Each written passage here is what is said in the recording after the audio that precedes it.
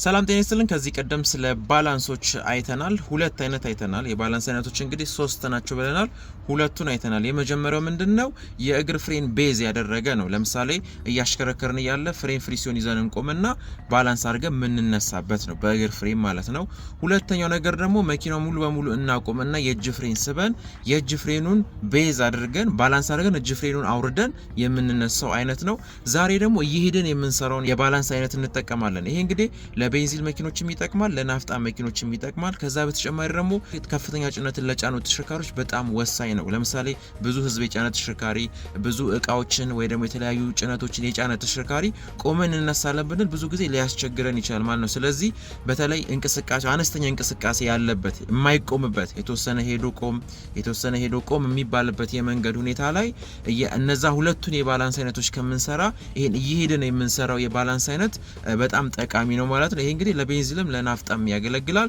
እንዴት እንደሚሰራ እናያለን ማለት ነው። መጀመሪያ በቲዮሪ ስነግራችሁ ምንድነው የምናደርገው? መኪናው ለምሳሌ በሶስተኛ ማርሽ እያሽከረከር ነው፣ ከ3 ወደ 2 ዳገት ላይ ማለት ነው። ከ2 ደግሞ ወደ አንደኛ ማርሽ እንቀንሰውና የተወሰነ እየሄድን እናደርጋለን። ፍሪሲዮንና የነዳጅ አጠቃቀማችንን ባላንስ እናደርገዋለን ወይ ደግሞ እናመጣጥነዋለን ማለት ነው። በዚህ ጊዜ ፍሪሲዮን የተወሰነ ግማሽ በምንረግጥበት ጊዜ ኃይል ሙሉ ስለማይተላለፍ መኪናው መንቀሳቀሱን ይቀንሳል። ሙሉ በሙሉ ደግሞ እንዳይቆም ምን ይላል? የተወሰነ ኃይል እየተላለፈ ነው ማለት። ስለዚህ ባላንስ አድርገን እንነሳለን። የተወሰነ ያዝ እናደርጋለን፣ ከዛ ደግሞ ሄድ እንላለን። የተወሰነ ያዝ እያደረግን ሄድ የምንልበት የመንገድ አይነት ከሆነ ነው። ነገር ግን ረጅም ደቂቃ የሚያስቆመን የመንገድ አይነት ከሆነ ሙሉ በሙሉ መኪናውን አቁመን በሁለቱ የባላንስ አይነት እንጠቀማለን ማለት ነው። የማያስቆመን እየተንፋቀቅን የምንሄደው አይነት የመንገድ ሁኔታ ከሆነ ያንን መጠቀም እንችላለን ማለት ነው። እንዴት እንደሆነ እንይ።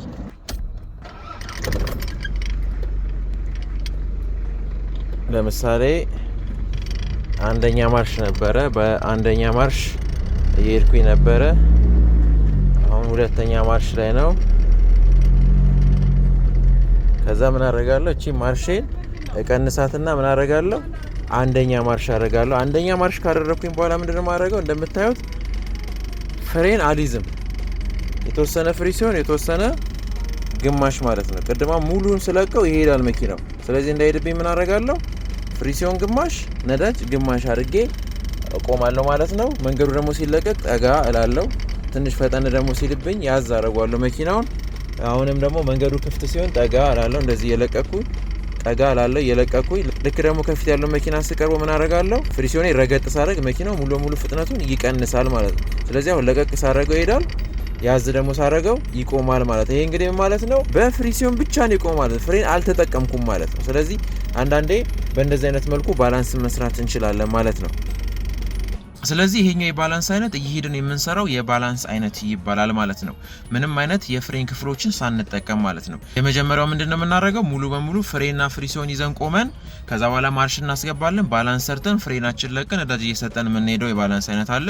ሁለተኛው ነገር ደግሞ ሙሉ በሙሉ ፍሬን ፍሪሲዮን ይዘን እንቆማለን። ከዛ የእጅ ፍሬን እንይዛለን። ሙሉ በሙሉ መኪናው በእጅ ፍሬኑ ላይ መቆሙን ካረጋገጥን በኋላ አንደኛ ማርሽ አስገብተን ከነዳጅና ፍሪሲዮን ጋር አመጣጥነን ባላንስ ከሰራን በኋላ እጅ ፍሬን አውርደን የምንሰራው ነው። ይሄ ቤንዚን ያገለግላል ብለናል። ሶስተኛው ደግሞ ቤንዚን የሚሆን ናፍጣ መኪና እየሄደን ወደ ዳገቱ እየሄደን የማያስቆም ብዙም የማያስቆም ግን የማያስፈጥን የመንገድ ሁኔታ ሲኖር እየሄደን እንሰራዋለን ማለት ነው። እየሰራ ነው እየለቀቅ ነው እየሰራን እየለቀቅን እንሄዳለን ማለት ነው። ይሄ እንግዲህ አንደኛ ነገር ከቆምንበት ስንነሳ በተለይ ጫነ መኪና ከሆነ ወደ ኋላ ሊንሸራተትብን ይችላል። ይሄንን ይከላከልናል። ሁለተኛ ነገር ደግሞ ፍሬን ክፍሎች ላይ የሚከሰተውን ጫና ይቀንስልናል። ይሄ እንግዲህ ምንድነው ለረጅም ጊዜ አይሰራም። ለረጅም ጊዜ የተወሰኑ ሰከንዶች በሰከንድ ደረጃ ነው የሚሰራው እንጂ ዝም ብለን በፍሪሲዮን ብቻ እንቆማለን ብንል የፍሪሲዮን ክፍላችንን በሙሉ ይጎዳብናል ማለት ነው። ስለዚህ ይህንን ጥንቃቄ ማድረግ ያስፈልጋል። አዲስ ከሆናችሁ ፎሎ አድርጉ። ሀሳብ አስተያየት፣ ጥያቄ ሲኖር ኮሜንት ሴክሽን ላይ አስቀምጡ። ለሁሉም ይደርስ ላይክ፣ ፎሎ፣ ሼር፣ ኮፒ ሊንክ አድርጉ። ጤና ይስጥልን።